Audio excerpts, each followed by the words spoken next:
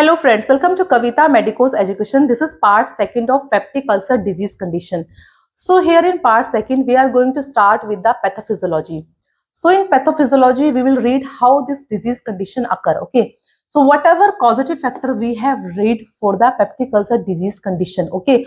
All the etiological factors will contribute in the peptic ulcer disease condition. So what are the causative factors we have read? Like H. pylori bacteria, that is gram-negative bacteria, which secrete the urease enzyme. And this urease enzyme will digest the urea and it will break the urea into ammonia and CO2. Okay. And this bacteria also release the toxic cytotoxic enzymes. Okay. Which will further do peptic ulcer disease condition. Next, we have read about the painkiller drugs like non-steroidal anti-inflammatory drugs like aspirin and ibuprofen. Next, we have smoking. A long and chronic smoking or tobacco chewing is also harmful. Next, we have alcohol consumption, a lot of alcohol consumption for a long period of time.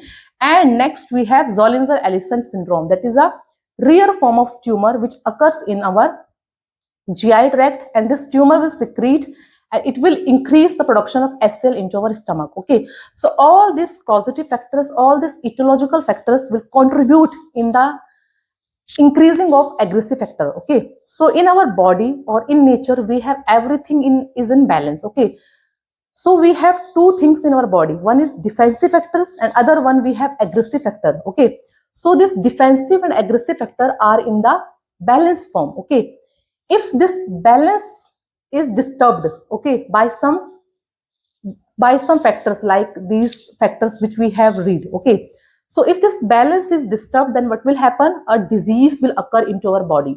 So in defensive factor or in protective factor, we have mucus. Mucus is a thick coating around the mucosal layer. So here I am making a diagram. Okay, so this is the diagram of our stomach, and inner layer we have mucosa layer. Okay, and around this mucosa layer we have a thick coating of mucus. We have a thick coating of mucus. This mucus is secreted by the epithelial cells. Okay, so in defensive factor we have a thick coating of mucus. We have bicarbonate. Okay, bicarbonate means the alkaline nature of bicarbonate, okay, will protect the mucosa layer. Okay, so we have bicarbonate that is in alkaline form. Okay, it will protect the mucosa layer. Next, in defensive factor, we have prostaglandin. Okay, prostaglandin is very important for our body because this prostaglandin help in the secretion of mucus and bicarbonate. Okay, it supplies the blood flow to the mucosa layer. Okay, it will prevent the cell from degeneration. Okay, it will maintain the integrity of epithelial cell. So this enzyme is very important into our body. Next, we have mucosal blood flow. So mucosal blood flow contains the oxygen and nutrition for our mucosa layer. Next, we have cell regeneration capacity. So our cell have a regeneration capacity. Okay, they are in an intact or they are in a tight form. Okay, they make a tight junction around the stomach. Okay, so this cell integrity will help the stomach layer from damaging. So all these defensive factors are the protective factor for our body. Next, in our body we have aggressive factor. Aggressive means the factors which will damage the stomach. Okay, these are called as aggressive factors. Like in aggressive factor we have gastric acid. Okay, so if gastric acid or digestive enzymes will digest our own body protein or digest our own organ, then it will be very harmful. Okay, so in aggressive factor we have gastric acid, that is HCl. Next, we have pepsin. Okay, that protein digestive enzyme that is known as proteolytic enzyme.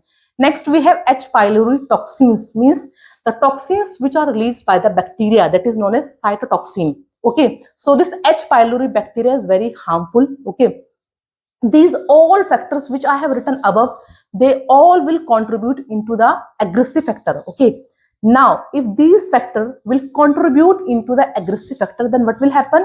The aggressive factor will increase into our body. Okay, and this bacteria is very harmful because this bacteria release an enzyme that is known as cytotoxins enzyme. Like for example, we have CAG-A and VAC-A. Okay, so this bacteria also release the urease enzyme. Okay, this urease enzyme will break down the urea into ammonia and CO2. Ammonia will do the neutralization of acid into our stomach. And due to this neutralization, our stomach will release more and more acid further, okay, for the compensation process. By the compensation process, if this bacteria will release the ammonia into our body for neutralizing the acid, then what will happen? Our stomach will do a compensation process and it will make more and more acid. So all these aggressive factors are increasing into our body, okay. These aggressive factors are increasing into our body and the defensive factor will become low into our body. Now you have seen the imbalance have occurred, okay. So there is an imbalance between the aggressive factor and the defensive factor. So due to this imbalance, what will happen? Due to this imbalance, the mucosal barrier will be removed, okay. This thick plug of mucus is removed from here. Now this mucus plug is removed, okay. So due to the imbalance between the defensive, the protective and the aggressive, the damaging factor, what will happen? There is a disruption of mucosal barrier, means the thick coating of mucus has been removed, okay. So mucus will be removed from there. Now due to the removal of mucus, what will happen? Back diffusion of HCl into mucosa leads to erosion of mucosa, okay. Now what is happening here? Due to the removal of this mucus, the HCl ions or the H positive ions or the acidic content will backflow into our mucosal layer. Now our own acidic content, our own acidic nature digestive enzyme will do a backflow process into our mucosal layer and they will do a damaging effect into our mucosal layer, okay. So in starting they will do the erosion, okay. They will do a little bit erosion into our mucosal layer. These H positive or acidic content is backflowing into our mucosal layer because the mucus plug or thick mucus coating had been removed from there, okay. So this H positive ion or acidic content will do a backflow into our mucosal layer, and in starting the little bit erosion will be formed into our mucosal layer. Now what will happen? A cell injury will occur and inflammation will occur. Now this acid will damage our cell, okay, especially the epithelial cell of our stomach. Now this acid which is releasing from our own stomach, they are damaging the stomach only, okay. They are damaging the stomach layer only. So this acid will do a cell injury, especially of an epithelial cell, okay. This acid will do a cell injury of an epithelial cell and they will do a inflammation into our cell, okay. They will do a irritation, inflammation into our cell. Due to this inflammation and cell injury, what will happen? Our stomach or our digestive enzymes are released more, okay. So further what will happen? The acid and pepsin will be released. Why the pepsin and acid have been released more? Because due to the inflammation and damaging effect of HCl, our stomach will do a compensation process, okay. And by the release of these aggressive factors, more and more digestive enzymes, pepsin and HCl is releasing into our body. Now this further acid and pepsin will digest the collagen fiber into our muscle layer, okay. Now the role of this pepsin is to digest the protein, okay. So what is the role of pepsin? Is to digest the protein. Now our own pepsin or our own proteolytic enzyme will digest our collagen fiber. So what are the collagen fibers? Collagen fibers are the protein, okay. So our own acid, our own HCl and our own pepsin are digesting our collagen fiber, okay. So collagen fibers are the protein fiber into our layer. So they will digest the collagen fiber because the role of pepsin is to digest the protein, okay. So they will digest the collagen fiber. Now the collagen fiber have been removed here, okay. They will damage, in a starting form they will damage the mucosa layer, okay, because mucosa is the innermost layer into our stomach, okay. So in starting they will digest the mucosa layer. Then what will happen? Necrosis and ulceration of gastric and duodenal mucosa will occur, okay. Now what will happen after this? Cell necrosis will happen, cell death or cell apoptosis will happen, okay. Unnatural death of cell is known as necrosis. So due to digestion of collagen or protein fiber, what will happen? Necrosis will be occur into our cell and there will be ulcer formed, okay. So this ulcer can be formed anywhere into our GI tract, especially into the gastric means stomach, and we have duodenal means first part of our small intestine. So necrosis and ulceration will occur into our stomach and into our duodenum. Now this ulcer will formed into our body. Okay, this is how the ulcer is occur into our GI tract. So ulcer will form, and further this ulcer can extend up to our more layers. Okay, so this ulcer can occur into our submucosa and even into our muscularis layer also. Okay, so this ulcer can also penetrate up to the submucosa and up to the muscularis layer also. So this is how, this was a pathophysiology, that how the ulcer occur into our body. Now we will read about the possible complication. Okay, so if we are not taking the treatment in early phase, okay, if you are not taking the proper treatment in early phase, then what will happen? The complication of peptic ulcer will occur into our body. So what are the complications of this disease condition? So first we have bleeding. Patient can have a bleeding. Okay, so this bleeding can occur in two forms. One, we have hematemesis. If the bleeding is occurring from the mouth, okay, that is blood in the vomit, that is known as hematemesis. Okay, so patient can have a hematemesis disease condition, means he will have a blood into his vomit. Okay, if the patient have gastric ulcer, okay, especially in gastric ulcer, patient have hematemesis condition in which there is a blood into his vomit. Next we have melena condition. Melena means there is a stool which is in a dark black color. Okay, so that black color stool will indicate the duodenal ulcer. Okay, and due to this hematemesis or bleeding condition, patient can also face the anemia condition also. Okay, he will have a anemia complication. Next we have perforation. Perforation means a hole will occur into our peritoneum cavity, into our stomach. So this ulcer will go deep inside our mucosa, into our submucosa, into our muscularis layer also. Okay, so it will make a hole into our stomach. Okay, it will do a perforation, that is known as peritonitis. Next complication, we have penetration into adjacent organ. Okay, so this penetration or this hole can do a deformity or do a dangerous event to our adjacent organs also, like we have pancreas and liver. Okay, so this penetration can further damage our adjacent organs like pancreas and liver. So this was the complication of our the peptic ulcer disease condition. Next we have clinical manifestation of peptic ulcer disease condition. So what are the signs and symptoms that we see in the peptic ulcer disease patient? Okay, so first here I have written the common signs and symptoms which occur in both types of ulcer. So in the common clinical manifestation of both gastric ulcer and duodenum ulcer, we have dull and burning pain in the upper middle of abdomen. Okay, so patient will have a epigastric region pain. Okay, he will have a dull burning sensation or a gnawing type of pain in the epigastric region or in the abdomen region. So these are some common signs and symptoms which occur in both types of ulcer. Okay, first we will read them. Next we have abdominal bloating. There is a fullness or heaviness in his abdomen. Okay, patient will have a full feeling in his abdomen. Patient abdomen is in a distended form. Okay, he will have a heaviness in his abdomen. Next we have heartburn. So patient will have a burning sensation in his chest. Okay, he will have a heartburn problem. Why? Because the acid will reflux back into the esophagus, into the throat region. So he will have a heart burning problem or a burning sensation in his chest or in his neck region. Next we have belching. Belching means there is a burping sound. Okay, so patient will have a fullness feeling in his abdomen or in his stomach. Okay, so patient will, if the patient is eating even a small amount of meal, then he will have a bloating feeling or he will have a belching feeling. Okay, that is heaviness in his abdomen. Next we have feeling of fullness. Okay, full satiety value he will have. Next we have dyspepsia. There is an indigestion problem. Okay, patient will always have a indigestion of food. Okay, there is an indigestion problem. Next we have anemia. There is a low level of hemoglobin. Okay, he will have a low level of RBCs. He will have a low level of hemoglobin.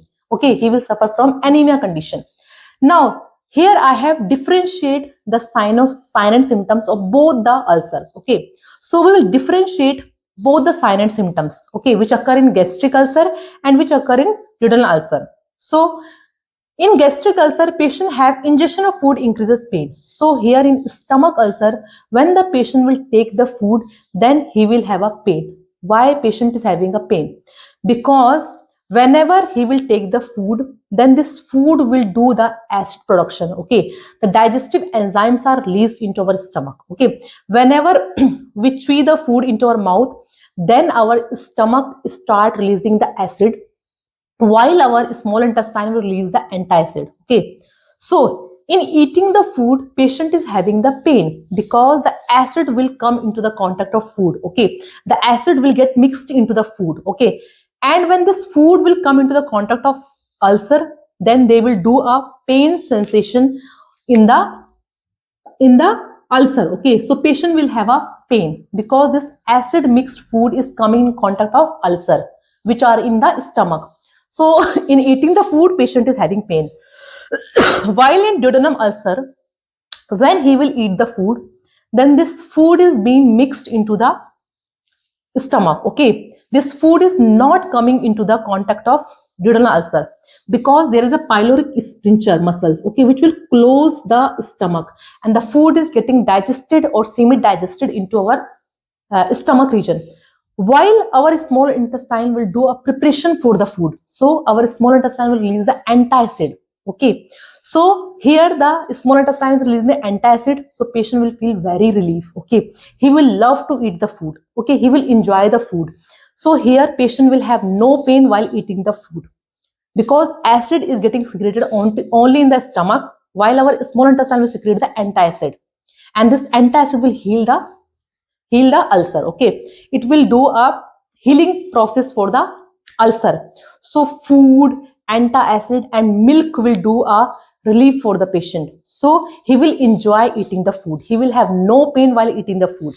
Next we have vomiting common. So here the patient will do the vomiting because whenever he is taking the food, he is having a stomach pain. Okay, he is having a epigastric area pain, so he will vomit out the food. Okay, he will vomit out the undigested food which is not properly digested, so he will do vomiting frequently or commonly.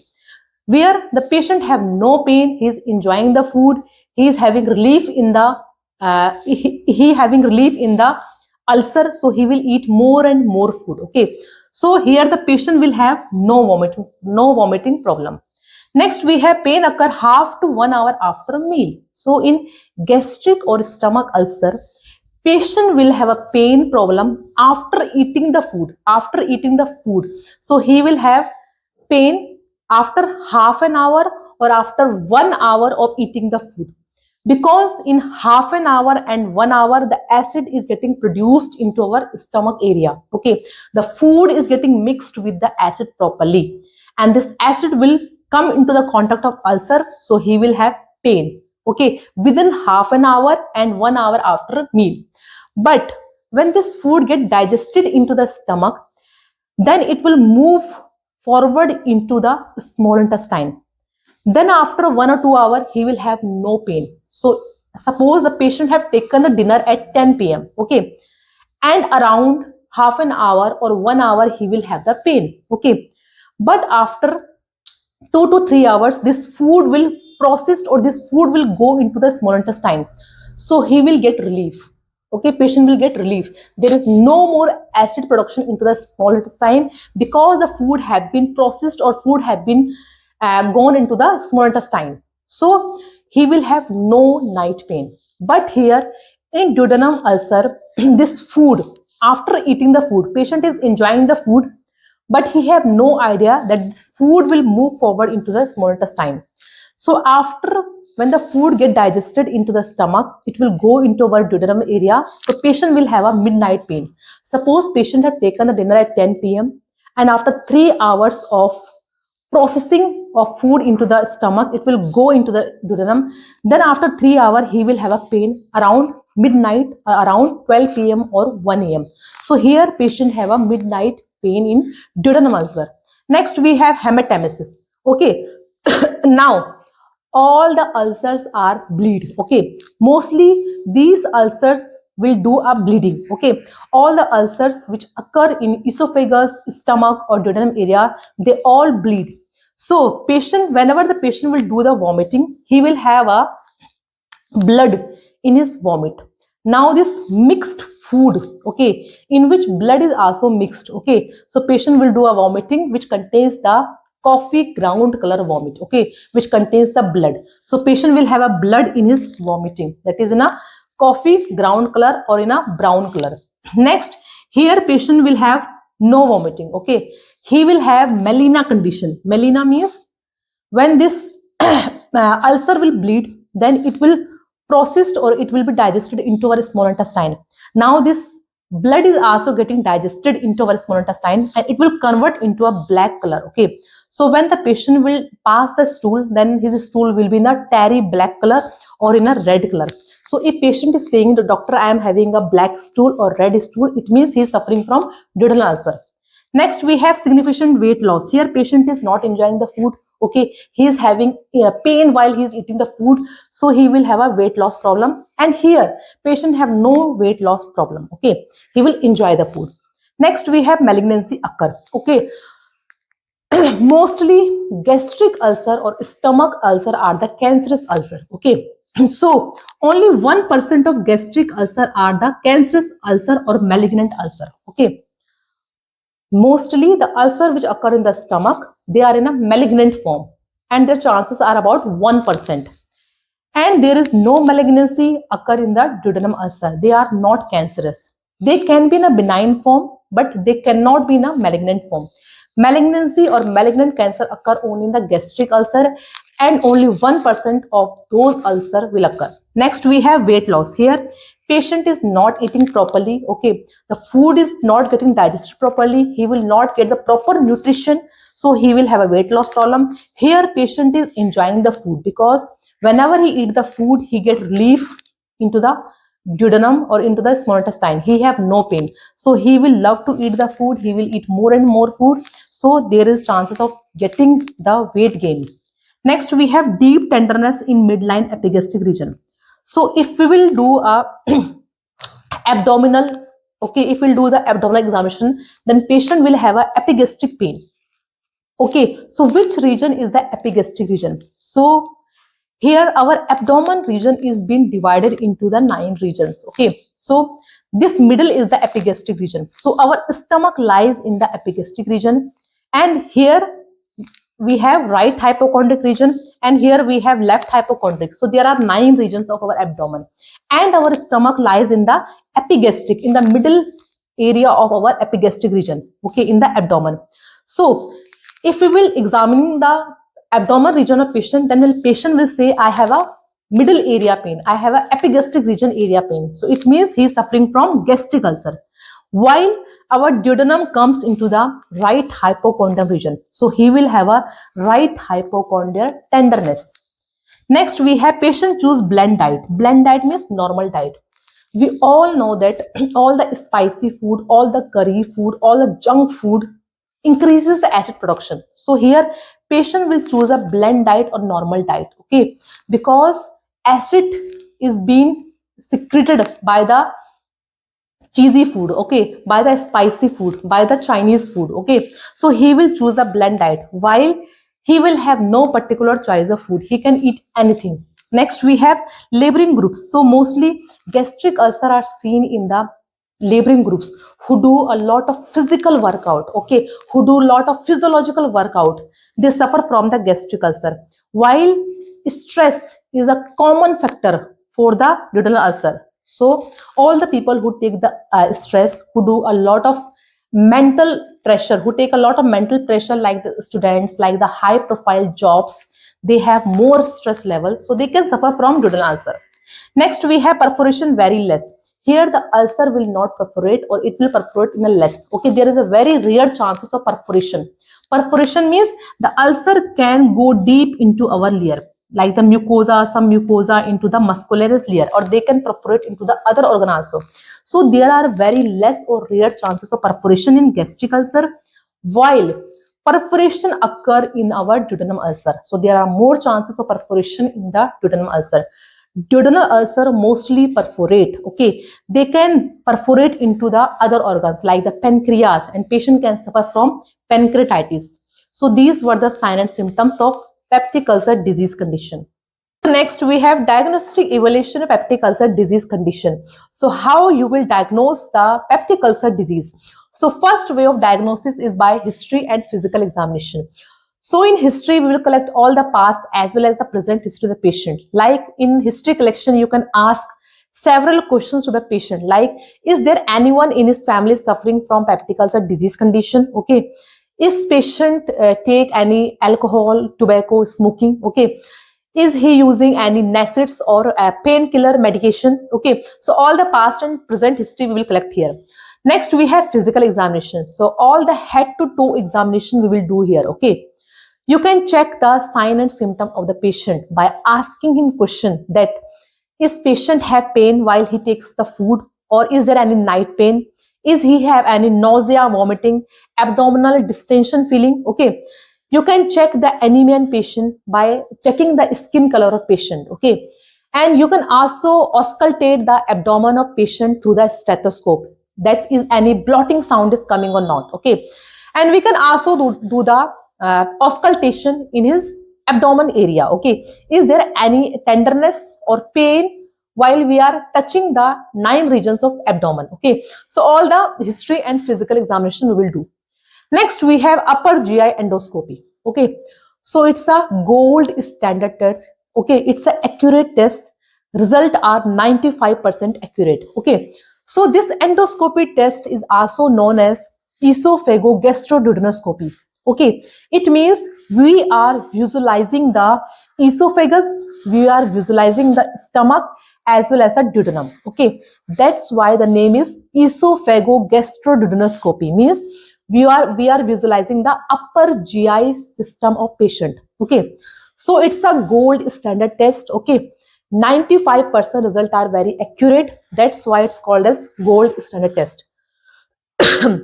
Now, what happens in this endoscopy? A flexible guide wire is inserted into the mouth of patient. Okay. And in front of this guide wire, a small camera is attached. Okay. So when we will insert a guide wire into the mouth of patient, then we will give the local anesthesia to the patient for avoiding the gag reflex. Okay. Now this endoscope will go into the esophagus region. Okay. It will go into the stomach, and then it will go into the duodenum area. Okay. And all the video which are inside the patient upper GI will be seen in a monitor. Okay. We will see the video of upper GI in a monitor because a small camera is attached in the front of flexible guide wire. So through the camera or through the flexible guide wire, we can see that is there any mucosal defect is present. Okay. Is there any mucosal erosion is present in the stomach mucosa or duodenum? Okay. So we can check the ulcer by this endoscope. So this endoscope can show the edema. Okay. It will show that is there any edema in the mucosal layer? Is there any inflammation is present, or is there any active bleeding? Most of the ulcers bleed. Okay. So we can check the bleeding or perforation in the ulcer also. Okay. And we can also visualize any clot formation there. And through the endoscopy, we can also collect the biopsy sample. Okay. A small tissue sample which is collected from the ulcer area. Okay. That is called as biopsy. Biopsy means a small cell or tissue sample we are collecting through by the endoscope. Okay. Now this biopsy will help in detecting the H. pylori bacteria. Okay. So why we are doing the biopsy? For checking the bacteria, that is H. pylori bacteria, or are these tissue are malignant or not. Okay. Because 1% of gastric ulcer are malignant. So through the biopsy, we are checking the H. pylori bacteria as well as the malignancy formation or cancer formation in the stomach ulcer. Okay. So endoscopy is known as gold standard test because this test is showing all the deformity in the mucosal lining. Okay. Next test we have barium swallow test.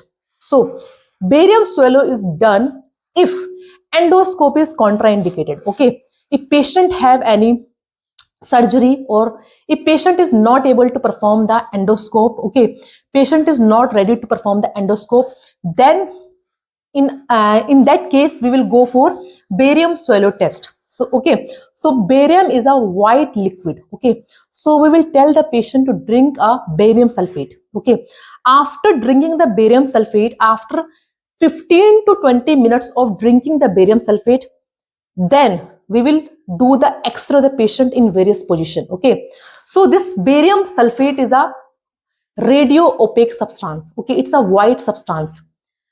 Nowadays, several tablets are also coming, but a barium sulfate is a solution. It's a white solution. It's a radio opaque solution. So when the patient will drink this radio opaque solution, then this solution will coat all the GI tract. Okay, this solution will do a coating in the esophagus, in the stomach, in the duodenum also. Okay. Now, wherever the ulcer is present in the GI, it will absorb the barium in a more quantity. Okay, it will absorb the barium in a more quantity. So by this, we can diagnose that patient is having an ulcer in that region. Okay, so here this test is done when endoscope is contraindicated. Okay, next it's a radiographic test, means to visualize. So through the X-ray images, we are visualizing the esophagus. Okay, we are visualizing the stomach area, and we are visualizing the duodenum. Using X-ray imaging after the patient drinks a liquid that is known as barium sulfate. So we will take several X-ray of the patient in different position, like in supine position or in lateral position. Okay, we will click different X-rays of the patient, and through the X-ray we will check that is there any ulcer formation in his esophagus, stomach or duodenum. Next test, we have blood test. So why blood test is important? As we all know that there is a anemia condition in stomach and duodenum ulcer, because patient do a vomiting in the blood. Okay, that is he have a hematemesis condition, he do vomiting in gastric ulcer, and he have melena condition in duodenum ulcer. So due to the bleeding of ulcer, patient have low hemoglobin or he have low RBC. So it's very important to do the blood test, because this blood test will show low level of hemoglobin, low level of hematocrit level, low level of RBC, through which we can confirm that patient is having anemia, or maybe he is having any chronic or active bleeding condition. And through the CBC test, we can also check the level of WBCs, because whenever we have infection in our body, then the WBC amount get increased. Okay. Next, we have fecal occult blood test. So here we are checking the presence of blood in the stool of patient. Okay, it's a fecal occult blood test. So what we are doing in this test, we are placing a stool sample of patient. Okay, we are taking the fecal sample or stool sample of patient in a guic paper. Okay, this is a type of paper that is known as guic paper. So we are placing the stool in a guic paper. Then we are adding the H2O2, that is hydrogen peroxide. Okay, so if the blood is present in the stool, okay, if there is a presence of blood in the stool, then this sample will turn into the blue color.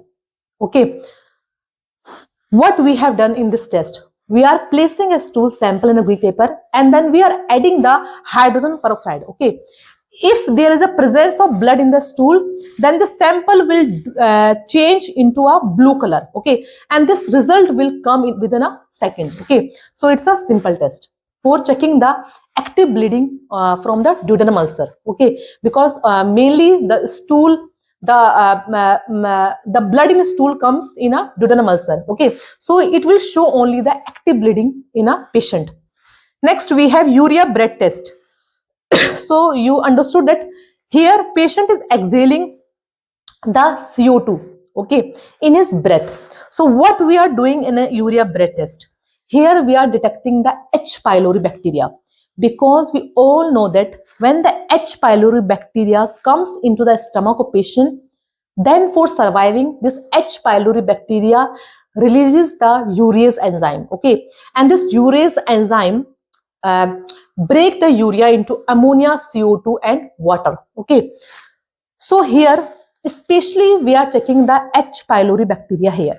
So here we will give urea to the patient. Okay, in empty stomach we will give urea to the patient. Okay, now if the bacteria is present in his stomach, then this bacteria will break the urea into ammonia, CO2 and water. Water will be excreted out from the urine. But this radio-labeled CO2 will be detected through the breath analyzer. There is a small machine that is known as breath analyzer. It will detect the presence of carbon-labeled CO2 in the breath of patient. Okay, so it means the H. pylori bacteria is present in the stomach or duodenum region. Okay. Next, we have staining of H. pylori. So you can also stain or do a coloring to H. pylori. So it is a stain with a special type of stain that is known as silver stain, and the other name is Warthin steri stain. Okay, this silver nitrate get attached to the cell wall of bacteria. Okay, mainly this Warthin steri stain is done for delicate and small kind of bacteria. Okay, so we can stain the H. pylori bacteria with the silver stain and Warthin steri stain, because this silver nitrate will attach to the cell wall of bacteria, and this bacteria can be seen or visualized in a black color. Okay, it will be in a spiral, in a round, or in a black color shape. It means H. pylori is present. And you can also do a culture of bacteria. Okay, you can take the biopsy tissue and you can do the culture of bacteria for confirming the H. pylori bacteria. So these were the diagnosis for peptic ulcer. So next we have management of peptic ulcer disease condition. So here in management, first we will study about the medical management and then we will study the surgical management. So our goal of management is to cure the ulcer and to heal the ulcer. Next, we will prevent the sign and symptom in the patient. We will subside the sign and symptom in the patient, and we will eradicate or kill the H. pylori bacteria. Okay, and we have to prevent the complication of peptic ulcer disease condition. These are our management goal. So I am starting with the medical management. So in medical management, first drug that is written known as proton pump inhibitor. As the name is indicating, proton pump inhibitor, it means it is stopping something, it is inhibiting something. Okay, so this drug will inhibit the proton pump, okay, that is H positive K positive ATPase enzyme. Okay, it's a pump which is present in the parietal cell. Okay, so I will show this by a diagram. So here we have a stomach. Okay, and we all know that in our parietal cell, okay, which are present in the fundus region. So suppose here in fundus region we have parietal cell. Now in this parietal cell we have a H positive and K positive ATPase enzyme pump. Okay, so the role of this pump is to release the H positive ion. Okay, so when the H positive ion will be released here, then what will happen? This H positive ion will mix with the chloride ion and it will form HCl. Okay, it will form an acid. Okay, so the role of this pump is to release the H positive ion. Okay, it is doing the exchange of potassium and hydrogen ion. Okay, so we are inhibiting or we are stopping the effect of this pump. Okay, so when we will stop or inhibit the effect of this pump, then these H positive ions will not able to release. Okay, and the acid will not produce. Okay, so it is a hydrogen ion or a proton ion which is forming an acid. So what is the role of this medicine? So they reduce the production of stomach acid by blocking the proton pump. Okay, so this medicine is blocking the H positive K positive ATPase enzyme. Okay, it is blocking the release of H positive ion, which are hydrogen ion or proton ion, because when this ion will mix with the chloride, then it will form HCl. Okay, so this medicine is stopping or blocking the effect of this proton pump. Okay, so when we will inhibit or stop this proton pump, then hydrogen ion will not able to release. Okay, and HCl will not form. For example, we have medicine like omeprazole. So all the medicines which are ending with the zole word, they are known as proton pump or PPI. For example, we have omeprazole, pantoprazole, esomeprazole and rabeprazole. Okay, these are some example of PPI. And another we have levoprozole also. Next medicine we have antacid. Okay, antacid means it is working against the acid. Okay, it is relieving or it is neutralizing the acid, that is known as antacids. Okay, they neutralize the excess acid in the stomach. They provide quick relief from symptoms like acidity, heartburn and indigestion. Okay, so these antacid are neutralizing, okay, or decreasing the effect of acid. Okay, so they are neutralizing the excess acid which is present in the stomach. Okay, so the acid which is already present in the stomach, okay, so they will neutralize this excess acid which is in the stomach. Because due to this excess acid, patient is having a symptoms like patient is having heartburn problem, he is having bloating symptom, he is having belching symptom. Okay, patient is suffering from heartburn and indigestion. So from relieving the symptom of acidity or indigestion, we will give antacid. Okay, these antacid will subside or neutralize the acidity. Okay, the acid which is already present in the stomach, they are neutralizing it. Okay, so for example, in antacid we have magnesium hydroxide, aluminum hydroxide, calcium carbonate and sodium carbonate. Suppose for example, this antacid are working like a water. Suppose in a burning area, if we will pour the water in a burning area, then what will happen? The burning process will stop. Okay, the same heartburn process or acidity will stop when we will have antacid. Okay, they are not stopping the HCl secretion, but they are neutralizing the acid which is already present in the stomach. Okay, next we have mucosal protective agent.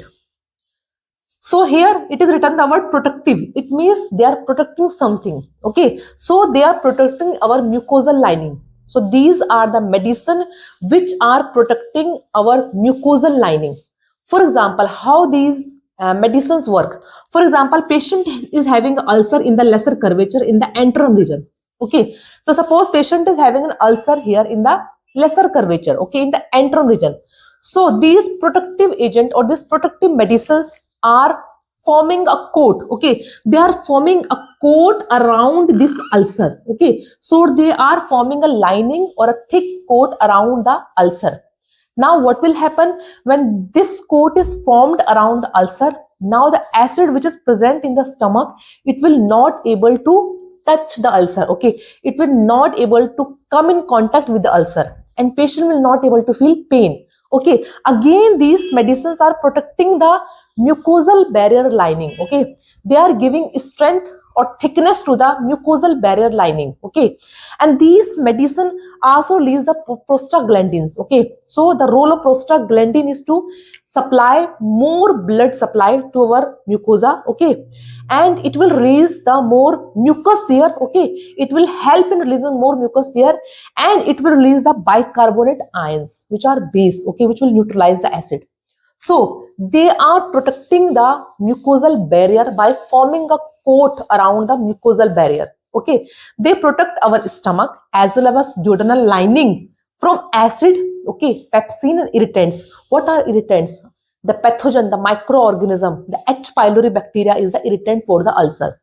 Okay, so they are forming a thick film or thick lining or coating around the mucosa. Okay, or around the ulcer. Okay, so they are forming a coating around the ulcer and it will protect the ulcer from the HCl or from the pepsin. Okay, so this acid and pepsin will degrade the mucosal barrier, but we have a protective medicine which is forming a thick film around the mucosal barrier. For example, sucralfate. Okay, sucralfate, we have bismuth subsilate. This bismuth subsilate will help in the production of prostaglandin. Okay, it will help in the release of more mucus. Okay, more bicarbonate and more blood supply to the mucosal lining, and it will also kill the H. pylori bacteria. Okay, if it is present in the stomach. Next we have misoprostol. So these all are our protective agent. Next we have H2 receptor blocker. Okay, so here the word is coming blocker. It means they are blocking something. Okay, they are stopping or blocking something. So what they are stopping? They are blocking the H2 receptor. So what is the role of H2 receptor? Receptor means which is receiving something, that is known as receptor. Okay, here the H2 receptor will receive the histamine. Okay, histamine will stimulate the H2 receptor, and this H2 receptor will produce the more acid. Okay, so this H2 receptor are present in our parietal cell. Okay, so this H2 receptor is present in our parietal cell. When histamine will come into the contact of this H2 receptor, then they will form more acid. Okay, but we will block the H2 receptor here. Okay, we are giving a medicine which will block the H2 receptor. So they block the H2 receptor. So these are present in the parietal cell of our stomach. Okay, which prevent histamine from stimulating acid secretion. Okay, so histamine is doing a stimulation here. Okay, histamine is stimulating the H2 receptor. but we have blocked this receptor. Okay, it will not receive anything. Okay, it will not receive the histamine, and hence the acid will be not produced. Okay, for example, we have ranitidine, we have famotidine, and we have cimetidine. Okay, I will give you a short example. Suppose we have a switch. Okay, so in switch we have on and off button. Okay, if I will block the on and off button, okay, then what will happen? The HCl will be not produced, the current will not produce.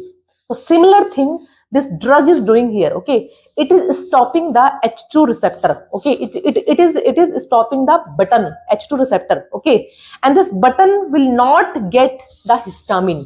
Okay, it will not get the current. Okay, so the acid will be not formed here. Okay, so these are examples. First we have ranitidine, next we have famotidine, and next we have cimetidine. Next we have antibiotics. So why we are giving antibiotics? Because we all know that the main causative agent for peptic ulcer is H. pylori. So we will kill or eradicate the H. pylori. Okay, if peptic ulcer disease is caused by the H. pylori bacteria, then we will kill this bacteria and we will give antibiotics. But this antibiotics is given in the form of regimen. Okay, what is regimen? Regimen means when we are combining 2-3 drugs together, that is known as regime. So here 2 types of regime are formed. Okay, for eradicating H. pylori bacteria from our stomach or from our gut. So first regime we have triple therapy regime. So what we will do in triple therapy? Here in triple therapy we are giving 2 antibiotics plus 1 PPI or 1 proton pump inhibitor. If patient is not able to take, or if there is a contraindication of PPI, then we will give H2 blockers. Okay, so how triple therapy is formed? How triple therapy regime is formed? By combining 2 antibiotics and 1 PPI. For example, amoxicillin, that is antibiotic, clarithromycin, that is antibiotic. Next we have esomeprazole. Okay, or any other proton pump can be given, that is known as pantoprazole, omeprazole, any one can be given here. So 2 antibiotics is combined with one PPI. So this triple therapy regime is formed. Now, for 10 to 14 days, okay, so these drugs can be continue for 14 days. Okay, maximum patient get benefit or maximum patient get relief from peptic ulcer disease within 1 to 2 weeks. Okay, there are 90% chances. Okay, there are 90% chances that patient will get relief from the symptoms of peptic ulcer within 1 to 2 weeks.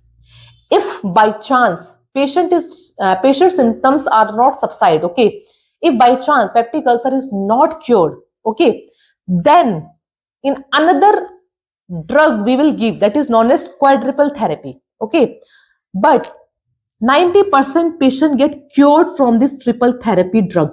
Okay, but if by chance they are not able to cure, then we will go for quadruple therapy. How this quadruple therapy regime is formed? By combining 2 antibiotics with 1 PPI, and we will add bismuth salicylate, because this bismuth salicylate will form a thick protective layer around the mucus. Okay, around the mucosal barrier. Okay, around the mucosal layer. So it is protecting our mucosal layer from harmful HCl and pepsin. So quadruple therapy is formed by combining 2 antibiotics with 1 PPI and with protective agent, that is bismuth salicylate. So here broad spectrum antibiotics are used. First we have metronidazole, next we have tetracycline, we will give PPI, that is known as esomeprazole, and then we will add bismuth salicylate. So it is a quadruple therapy. Next we have supportive therapy. Okay, so supportive therapy is given according to the sign and symptoms of patient. Okay, suppose the patient is having vomiting, indigestion of food, he is feeling nausea, there is a indigestion problem, then we will give anti-emetic drugs which will prevent the vomiting patient. Iron supplement is given for anemia condition, because we all know that in peptic and in duodenal ulcer patient have low hemoglobin level, he have low hematocrit level. Okay, so we will give iron supplement to the patient for maintaining his hemoglobin. Next we have allignates. So what are allignates drugs? What they do? They treat acidity. Okay, they are treating acidity, heartburn problem. How? And reflux by forming thick protective foam layer on top of stomach content. Okay, so what these alignments are doing, okay, they are forming a thick layer or a thick covering or thick lid above the content of stomach. Okay, so suppose here patient have a food. Okay, now this food is being digested into our stomach. Okay, and the acid, pepsin and digestive enzymes are mixed with the food. Okay, patient is feeling heartburn problem. Okay, patient is feeling acidity. Why? Because this food or this acid content will get reflux back into our esophagus. So for preventing the patient from acidity or from the regurgitation of stomach content back into the esophagus, we will give alignments. Okay, these alignments will form a covering here. Okay, they will form a top covering here. Okay, above the content of stomach. Okay, they are forming a cover or they are forming a layer here. Okay, they are forming a lid here. Lid means they are forming a lid here above the content. Now this lid or this cover will prevent the regurgitation process. Okay, now this lid cover or a thick form is formed here which will cover the gastric content and it will prevent the regurgitation process. Okay, so it will prevent the acidity and heartburn problem in the patient. Next we have stopping NSAIDs. So we will suggest the patient, if he is taking NSAIDs or painkillers for long period of time or from a chronic period of time, then we will tell the patient that he can have another painkiller. Okay, he can avoid NSAIDs because due to the NSAID drug he is getting peptic ulcer.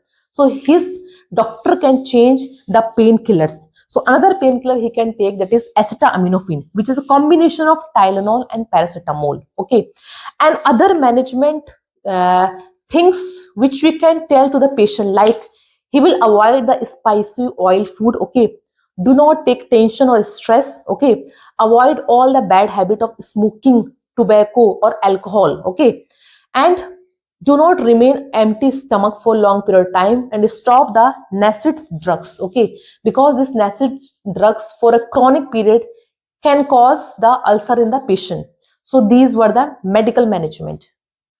So next we have surgical management for peptic ulcer disease condition. So what are the surgeries that we perform in peptic ulcer disease condition? If patient do not get relief by the medicines, then we will go for surgery. Okay, if there is a perforation of ulcer and there is a malignant type of ulcer, then we will go for surgery. Okay, so which type of surgeries are performed in peptic ulcer disease condition? So first surgery we have, that is vagotomy. Okay, the name is suggesting vagotomy. It means we are cutting the nerve which is supplying to our stomach. Okay, so suppose this is our stomach and we have a vagus nerve. Okay, so there is a vagus nerve. It can be right vagus nerve or left vagus nerve. So this is our vagus nerve. Okay, this is the main trunk of our vagus nerve and there are many branches. Okay, there are many branches which is supplying to our stomach area. So again these branches are dividing further and they are supplying to the distal areas of our stomach. So first surgery we have vagotomy. So in this surgery what we do?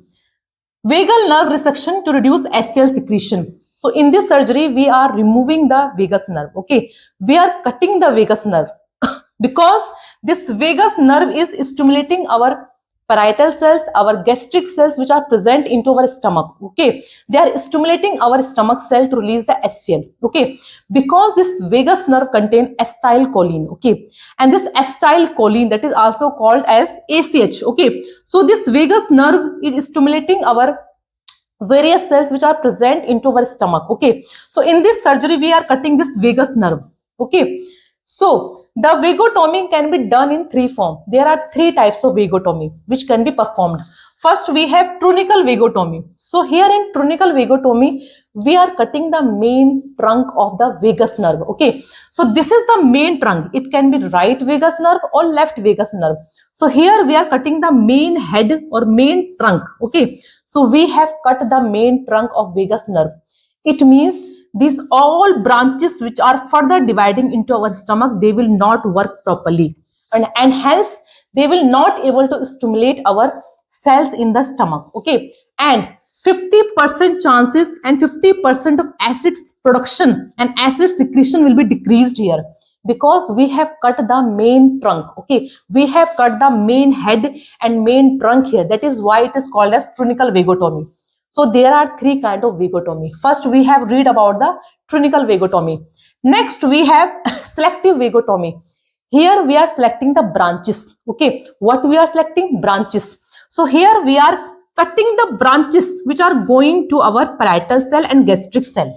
Okay, so we all know the parts of our stomach. So we all know that our stomach is divided into various parts, which I have also told you in first video. Okay, so this is the fundus area of our stomach, and this is the body of stomach, and this is the antrum region of our stomach, and at last we have pyloric sphincter muscles. Okay, next we have pyloric sphincter muscles, which help in passing the semi-digested food into our small intestine.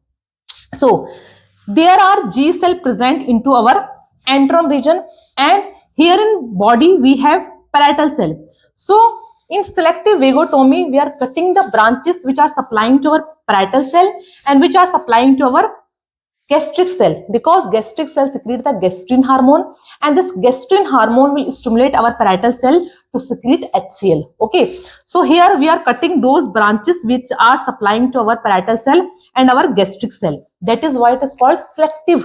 It means we are not cutting the head, we are only cutting the branches of the vagus nerve, only the main branches of the vagus nerve which are supplying to parietal and which are supplying to gastric cell.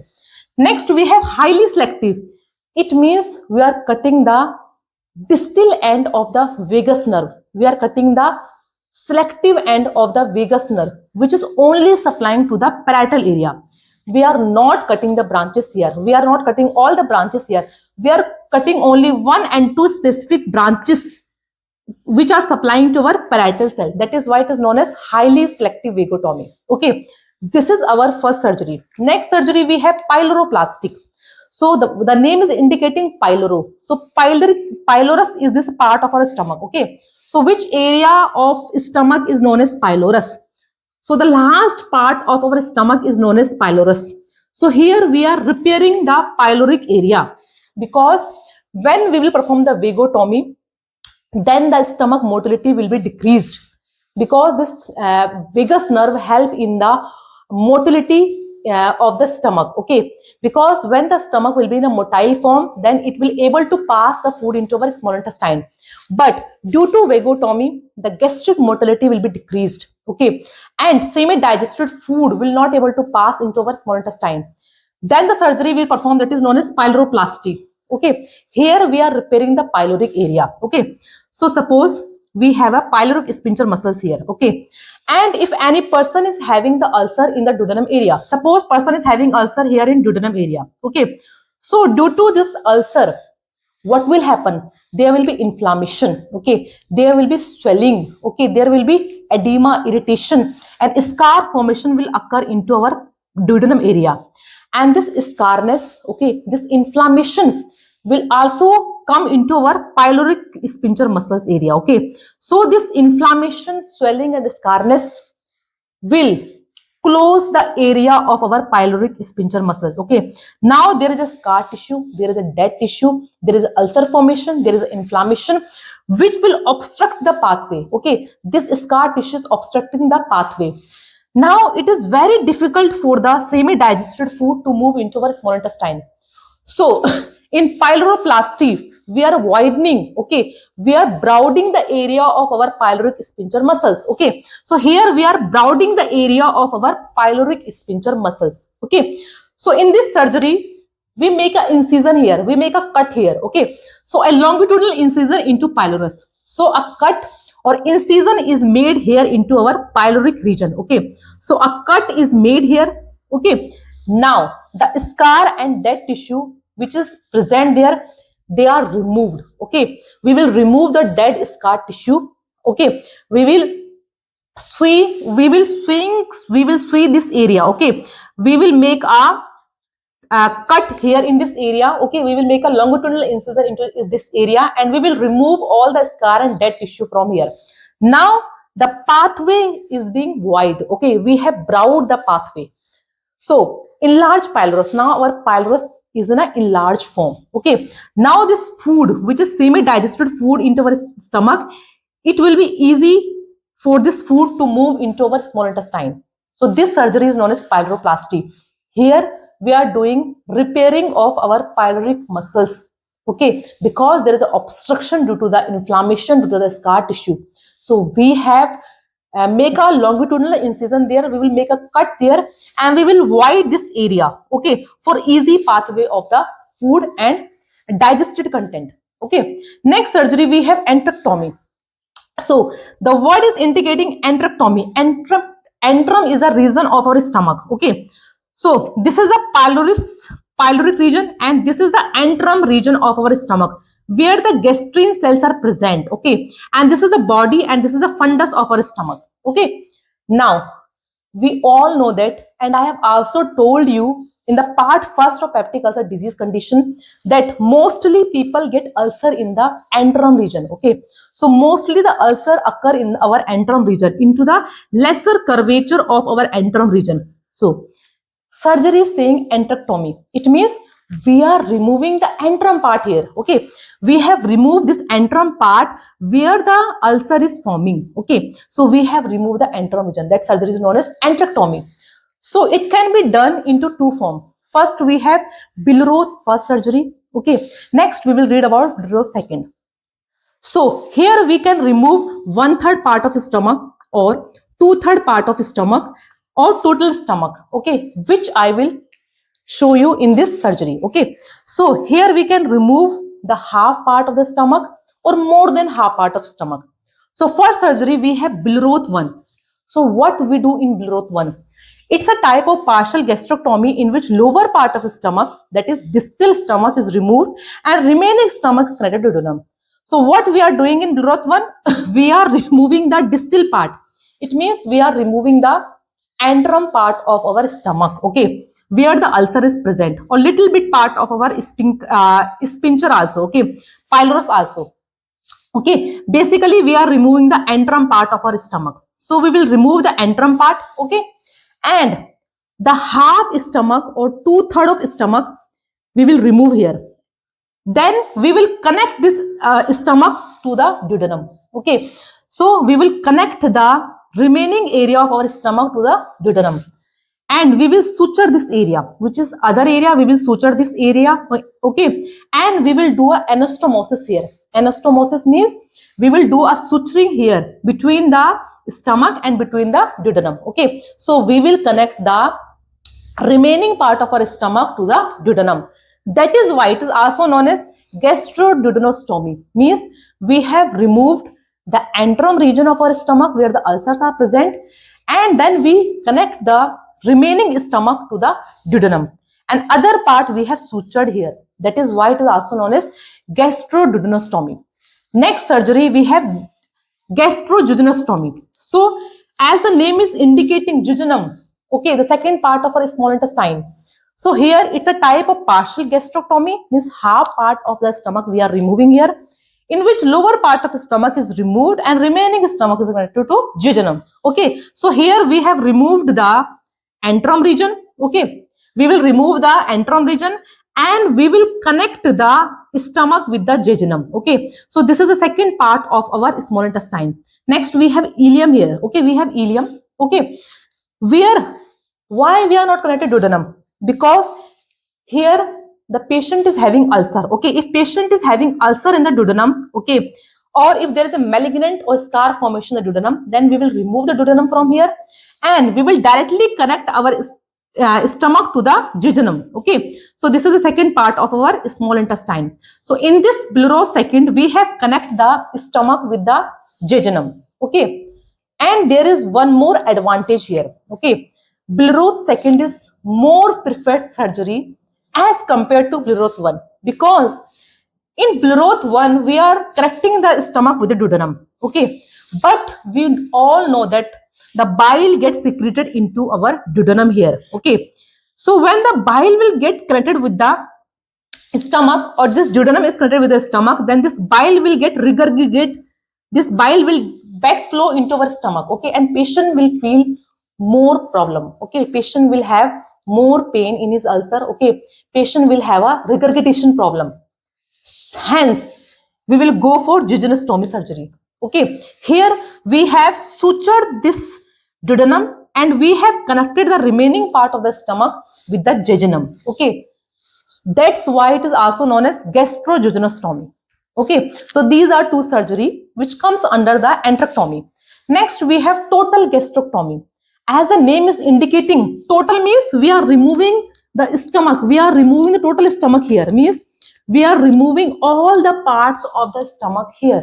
Okay, and here in this surgery, we can also remove the lymph nodes which are present around the stomach. Okay, so in this surgery, we are removing the total stomach here.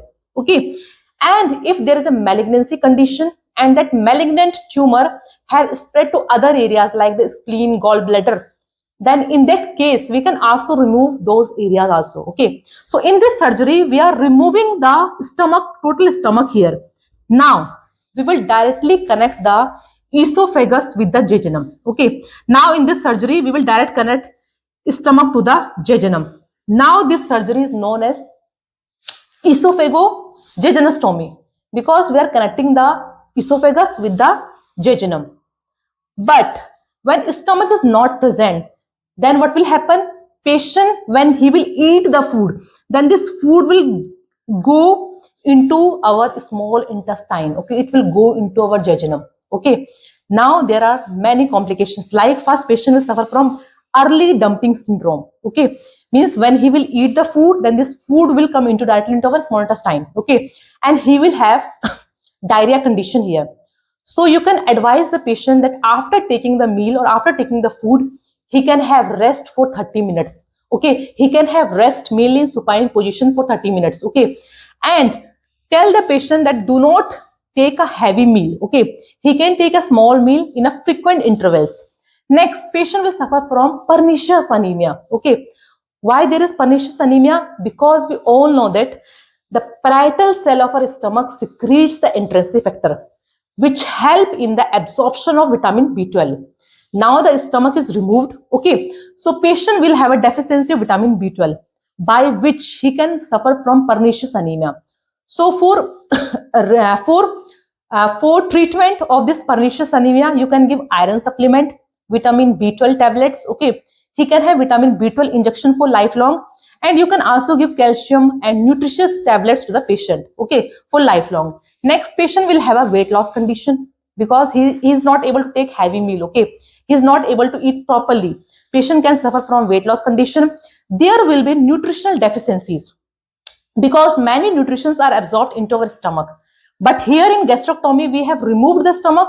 So there is no absorption of important vitamins and minerals from the stomach. So patient can suffer from nutritional deficiency. Other than this, we have many surgeries like laparoscopic surgery, which is a minimally invasive surgery in which a hole is done. Okay, a minimally invasive hole is done, which will treat the area of ulcer only. Okay, which will treat the area of ulcer only. Suppose here the patient is having ulcer. So in this laparoscopy surgery, we will treat the ulcer only. Okay, we will not do open surgery here. Okay, we will do the surgery with the laparoscope. Okay, it is a minimally invasive surgery. Other than this, we have gram omental patch repair. So patch means suppose we are using a bandage into our wound. Same kind of surgery we will do here.